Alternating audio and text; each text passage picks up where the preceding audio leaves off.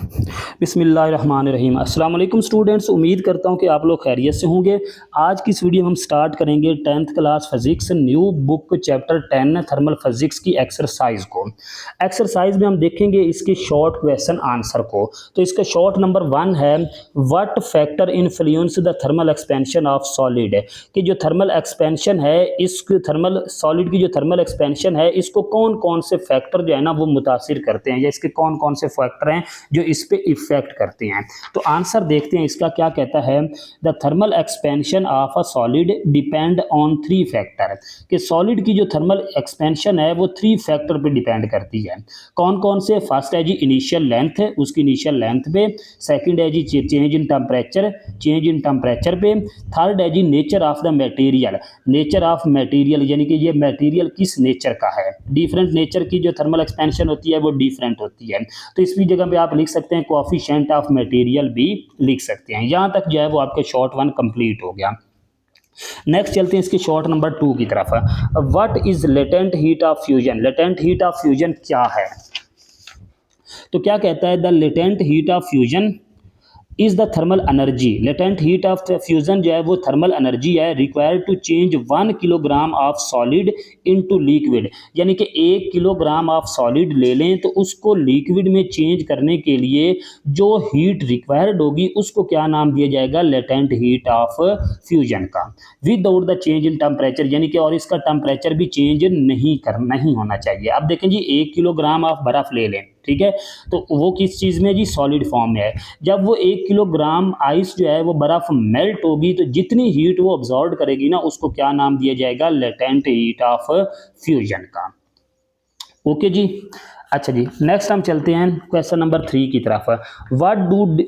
How do different material exhibit varying thermal expansion behaviour, के different exhibit varying thermal expansion behaviour, के different material जो है वो different thermal expansion behaviour क्यों show करते हैं।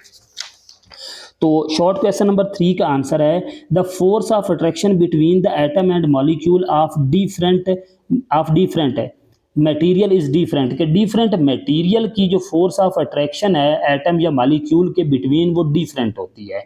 इसीलिए डिफरेंट मटेरियल जो है ना वो डिफरेंट बिहेवियर शो करते हैं थर्मल एक्सपेंशन का। Therefore different materials show different behaviours in thermal expansion, के डिफरेंट मटेरियल जो है वो डिफरेंट बिहेवियर शो करेंगे थर्मल एक्सपेंशन में जी। नेक्स्ट हम चलते हैं इसके शॉर्ट नंबर 4 की तरफ। How does evaporation contribute to cooling process in the everyday life, के रोज़मर्रा ज़िंदगी में जो एवेपोरेशन है वो कैसे कूलिंग जो है ना वो कंट्रीब्यूट करती है या कूलिंग कैसे प्रोड्यूस करती है। देखें जी, इसका आंसर है evaporation is a cooling process, कि एवेपोरेशन जो है ना वो एक कूलिंग प्रोसेस है। जब कोई भी चीज़ एवेपोरेट होगी ना तो वो हरारती एनर्जी अपने साथ लेके जाएगी। जब वो हरारती एनर्जी अपने साथ लेके जाएगी तो पीछे फिर क्या बच जाएगी, ठंडक बच जाएगी। इसी वजह से वो क्या है, एवेपोरेशन जो है ना वो कूलिंग प्रोसेस है, ये इसको कूलिंग प्रोसेस का नाम दिया जाता है। Evaporation is a cooling process when water is exposed to fast moving air, जब पानी जो है ना वो तेज़ी के साथ एवेपोरेट होता है, हवा में तेज़ी के साथ एवेपोरेट होता है, इट टर्न इनटू वाइपर्स, ये किस में टर्न हो जाता है, वाइपर्स में, and carries heat away with it, और वो ये अपने साथ हरारत को भी अपने साथ ले जाता है।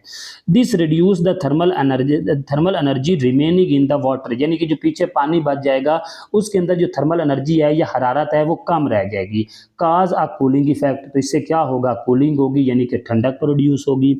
For example the body cools down when we sweat, कि जब हमें पसीना आता है तो हमारी बॉडी क्या हो जाती है, कूल हो जाती है। जब पसीना आता है तो हवा पसीने के साथ जो है ना वो क्या है, जो हरारत है उसको अपने साथ ले जाती है, तो हमारा जिस्म जो है ना वो ठंडा हो जाता है। यहाँ तक क्वेश्चन नंबर 4 कंप्लीट हो गया। नेक्स्ट चलते हैं इसके क्वेश्चन नंबर 5 की तरफ। What is latent heat of vaporisation, latent heat of vaporisation क्या है and how is it calculated, और इसको कैसे कैलकुलेट किया जाता है जी।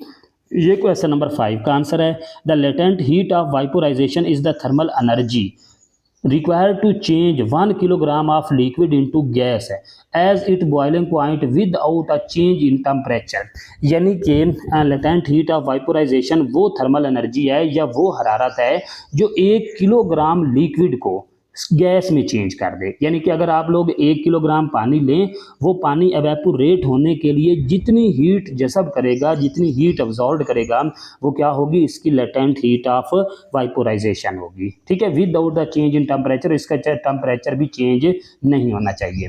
अब हम इसको कैलकुलेट कैसे कर सकते हैं, तो यहाँ पर इसका एक छोटा सा पार्ट बनता है जो मैंने यहाँ एंड पे रिप्रेजेंट किया हुआ है, उसको ज़रा देख लें कि using the formula Q is equal to MLV to find the latent heat of vaporization. इस फार्मूले को यूज़ करके आप जो है ना वो लेटेंट हीट ऑफ वाइपोराइजेशन कैलकुलेट कर सकते हैं। अब इसमें Q जो है वो आपके पास हीट है, M जो है वो उस चीज़ का मैस है, और LV जो है वो लेटेंट ऑफ हीट ऑफ वाइपोराइजेशन है। यहाँ तक जो है ये आपके शॉर्ट क्वेश्चन आंसर कंप्लीट हो गए, और ये जो कंस्ट्रक्टेड रिस्पॉन्स क्वेश्चन है ये इंशाल्लाह हम नेक्स्ट वीडियो में देखेंगे।